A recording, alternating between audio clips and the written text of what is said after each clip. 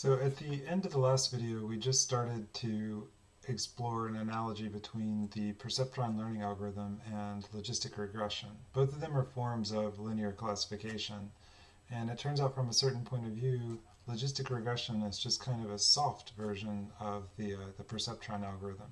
So that's the point that I wanted to make in this video. Let me remind you about these two functions.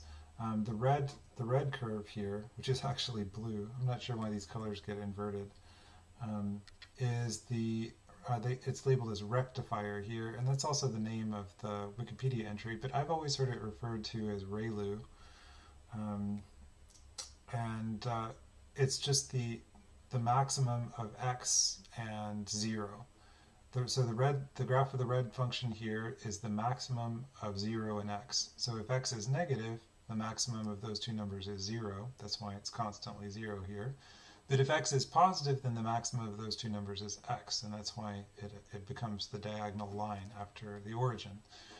This green curve, which I think really is green, is soft plus. And what soft plus is a differentiable approximation to the ReLU function. What the point that we're going to be making here is that sort of the perceptron learning algorithm is to ReLU as logistic regression is to soft plus. So let's come back to the notebook here, and let me just remind you what the perceptron learning algorithm does. So as long as a misclassified instance exists, it performs this update on W. So now that we've studied stochastic gradient descent, you can see that this looks a bit like stochastic gradient descent. So we're iteratively updating the weight vector according to kind of a randomly selected instance, some function of randomly selected instance. And it turns out that this can be understood as an example of stochastic gradient descent. And let's see if we can make it clear how that's true.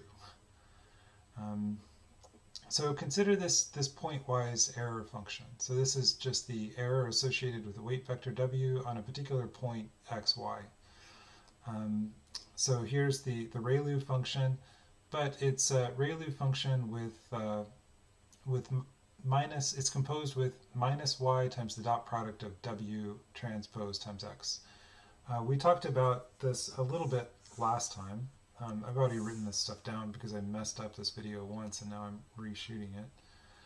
But let's just go through this mental exercise again of considering what is special about this expression minus y times this dot product, because it comes up quite often.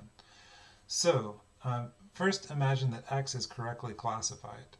Then y and this dot product are the same sign. That means their product is positive.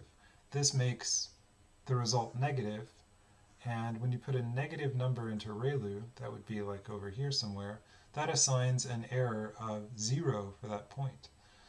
Now consider the possibility that x is misclassified. Then y and this dot product have opposite signs, which means that their product is negative. This minus makes the whole thing positive, and you end up over here. And so you get assigned some error, which is proportional to how far this thing was on the wrong side of the origin. And it's easy to take the gradient of this expression. It's almost just like taking the gradient of the dot product of two vectors. So of course here the variable that we're taking the gradient with respect to is the weight vector, and so it just turns out to be this. So it's minus yx if x is misclassified, and it's the 0 vector otherwise.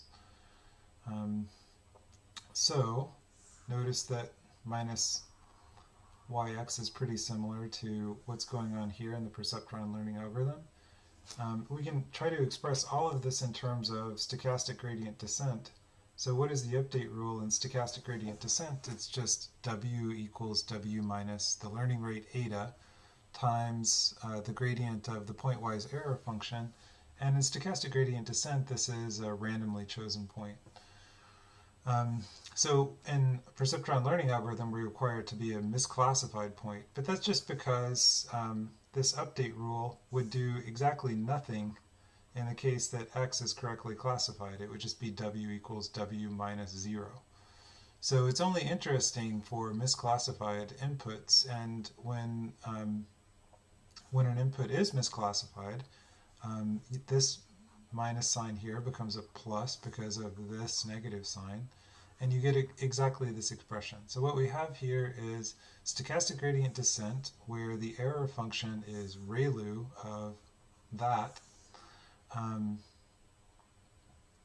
the learning rate eta is 1. So that's the perceptron learning algorithm, and it's very similar to what would happen what happens in logistic regression. It's just that instead of using ReLU, we use its differentiable approximation, which is the soft plus function. So we derived this expression for the error last time, and so in stochastic gradient descent, used to fit a logistic regression model, it would just be exactly the same here, except now this gradient is the gradient of the soft plus function instead of the gradient of ReLU. So in that sense, one way to understand the difference between these two linear classification algorithms is logistic regression is kind of soft, and perceptron learning algorithm is kind of rigid. I think as a matter of practice, the logistic regression works better, especially because if you have non-linearly classifiable data, the perceptron learning algorithm can produce a complete mess unless you modify it to something called the pocket algorithm, in which you remember the best weight vector that you've seen so far. So at least you don't lose progress. So that's it, and I'm going to stop the video.